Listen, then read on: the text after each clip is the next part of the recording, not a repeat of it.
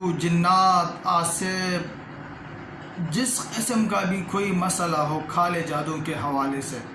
वो आप इस अमल के ज़रिए इंशाअल्लाहुल अज़ीज़ आसानी से ख़त्म कर सकोगे। सबसे पहले मैं आपको ये बात बताता चलूँ कि इस किताब से जो अमल मैं बताता हूँ तो उसके लिए, क्योंकि ये जो है ऊपर से यानी मेरे दादाजी की तरफ से किताब मेरे हाथों तक पहुंच चुका है, तो इस किताब से जो लोग अमल करना चाहते हैं तो बिना इजाज़त के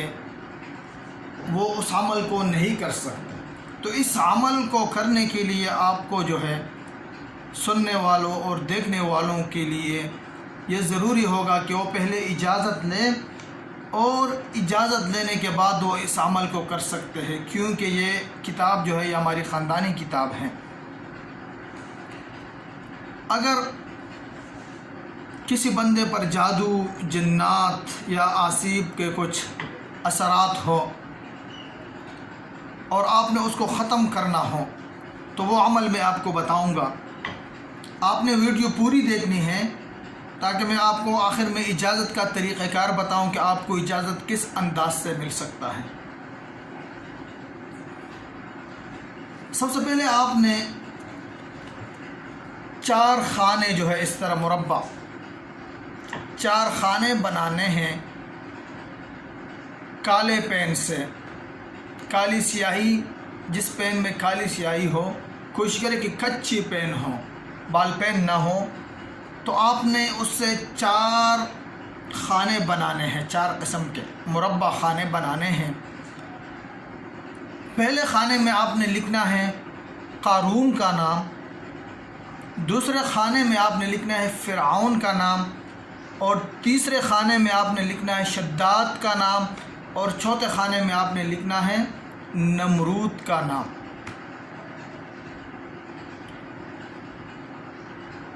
ये चारों नाम लिखने के बाद आपने उसके नीचे मरीज़ और मरीज़ की वालिदा का नाम आपने इन्हीं के नीचे लिख देना है। यानी हर खाने के नीचे आपने मरीज़ और उसकी वालिदा का नाम आपने लिखना है, और आखिर में मरीज़ और वालिदा का नाम जो है आपने पूरे हुरूफ तहज्जी के एतबार से अलग अलग करके लिखना है। मसलन अगर मरीज़ का नाम अब्दुल्ला हो तो आपने आखिर में आइन को अलग लिखना है, बा को अलग लिखना है, दाल को अलग लिखना है, इस तरह अलिफ़ को, इस तरह लफ्ज़ अल्लाह में जितने हरूफ है उसको अलग अलग लिख के आपने आखिर में ये सारी लिखाई करनी है। उसके बाद आपने वो जो लिखाई आपने कर दी, उसके बाद आपने उस सफ़े को, उस नक्श को आपने जो है किसी पानी में डाल देना है। अगर कुएं का पानी हो या किसी दरिया या चश्मे का पानी हो तो ज़्यादा बेहतर रहेगा। आपने वो नक्श उस पानी में डाल देना है, और डालने के बाद जब वो नक्श उस पानी में हल हो जाए, हल होने के बाद आपने अलग एक कागज़ में जो है फ़िरऔन, हामान, शद्दाद, नमरूद, ये 4 नाम आपने लिखने हैं, और उसको आपने किसी कपड़े में, उस कागज़ को किसी कपड़े में आपने बंद कर देना है, और उसकी दोनी आपने जो है मरीज़ को देना है नाक के ज़रिए। और इस दौरान मरीज़ के आंखों से जो है पानी निकलेगा, शायद नाक से भी कुछ किस्म का पानी निकल जाए क्योंकि धुआं बड़ा शदीद होगा।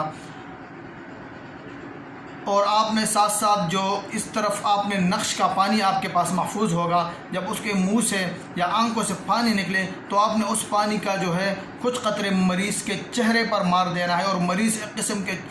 चीखेगा, चिल्लाएगा उस पानी के लगने के साथ। जब मरीज़ पर वो पानी लगेगा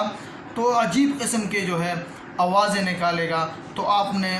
तकरीबन 5-6 मिनट इस तरह इस अमल को करना है, وہ دعا بھی آپ نے مریض کو دینا ہے، اور ساتھ ساتھ جب وہ چیخے چلائے تو آپ نے اس پانی کو جو آپ کے پاس الگ نقش پہلے تیار ہو چکا ہے، وہ پانی آپ نے مریض کے منہ پر مارنا ہے،